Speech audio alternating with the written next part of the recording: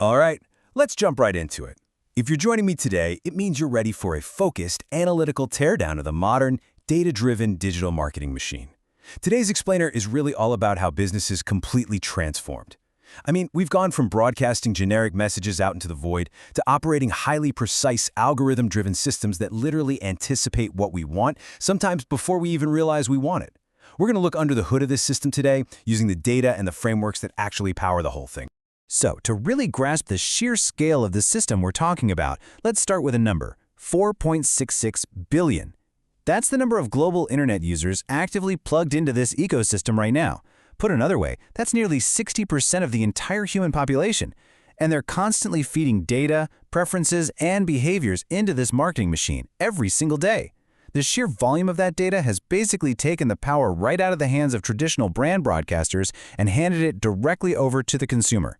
Here is our roadmap for the explainer today. We're systematically moving from massive macro-level disruptions straight down to the microscopic psychology of a single click.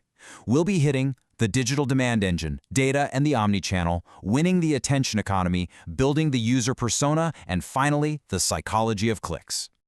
Okay, kicking things off with part 1, the digital demand engine. We really need to look at how the internet fundamentally flipped the power dynamics.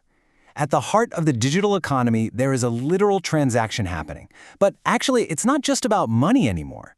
You are trading your attention and your personal data in exchange for products, entertainment, and utility. Brands are building loyalty by tailoring experiences to your needs rather than their own. The internet essentially closed the gap between the creator and the consumer, making you an active participant in this value exchange. Remember television before the internet? You had a captive audience, basically forced to sit through, 6 or 7 ad breaks in an hour?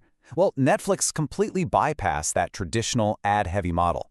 By taking massive amounts of customer viewing data, they built an algorithm that personalizes your viewing experience. It recommends exactly what you want to see. They disrupted an entire industry just by making the user experience frictionless and hyper-targeted. And we've seen the exact same disruption happen in transport. Uber didn't just build a better taxi, right? They built a real-time data engine. By calculating pricing and demand on the fly, based on your exact location and the time of day, they fundamentally changed our expectations for personal transport. They completely bypassed the established middlemen, proving that customers are always going to flock to the service that best serves their immediate personalized needs. Airbnb pulled off the exact same magic trick in the accommodation industry. They proved that digital systems can connect users directly to services through a really optimized algorithm. I mean, you don't need a massive hotel chain when a digital platform can match a user's highly specific travel desires with a host's available room, literally anywhere in the world. Moving right along to part 2, data and the omnichannel. Now that we understand the sheer scale of this digital disruption, we really need to see how this massive flow of information is structured. Because digital marketing today completely eliminates guesswork. Marketers are no longer relying on a gut feeling. Instead, they rely on 4 specific types of data processing. You've got descriptive data, which tells them what is happening in the market. Diagnostic data tells them why it's happening by spotting patterns. Predictive data analyzes the past to predict future sales.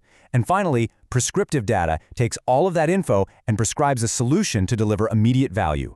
This is the secret sauce that allows a business to pivot instantly to meet your actual needs. Let's see how this actually plays out in the real world with a pretty fascinating case study from Sprint. Back in 2017, Sprint executives wanted to know exactly how their digital marketing spend on Google Ads was impacting things. And not just their online sales, but their physical, in-store sales. They wanted to test the true power of an omnichannel approach, which basically means creating a seamless, high-quality customer experience that connects your digital browsing with your real-world buying.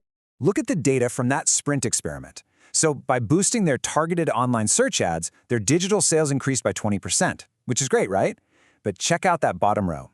Their in-store sales went up by a massive 32%.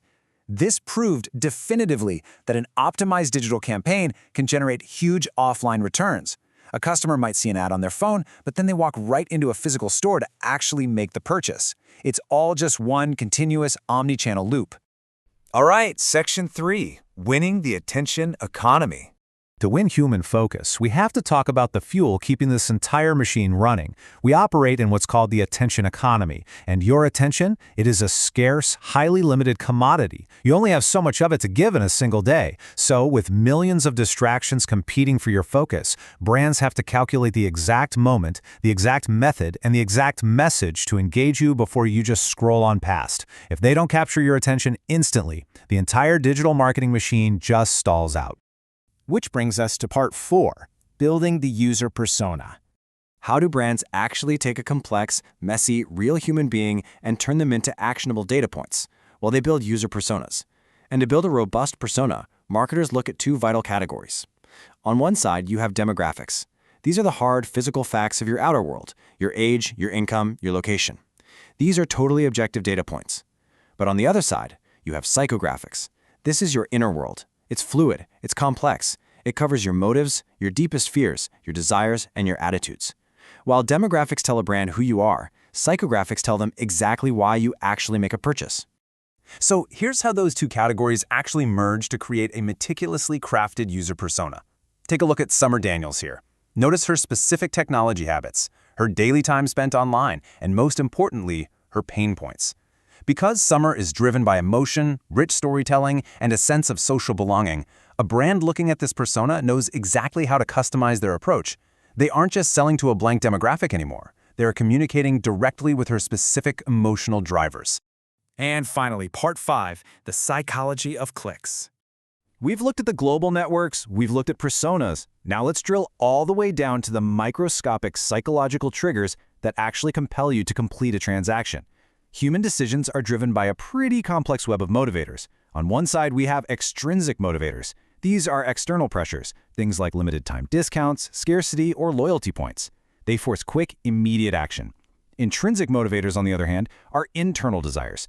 This is doing something just for the love of it, for fun, or for self-expression. While those extrinsic motivators will definitely get a brand a quick click, it's the deep intrinsic motivators that build long-lasting brand loyalty. Let's see how this is built into an actual everyday interface.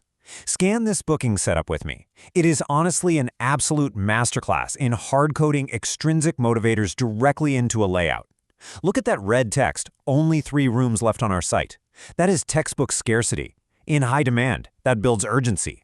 There are 2 people looking at this hotel. Boom, immediate competitive pressure. Guys, these are not accidents. These are highly calculated psychological nudges designed to make you click reserve right this second before you miss out.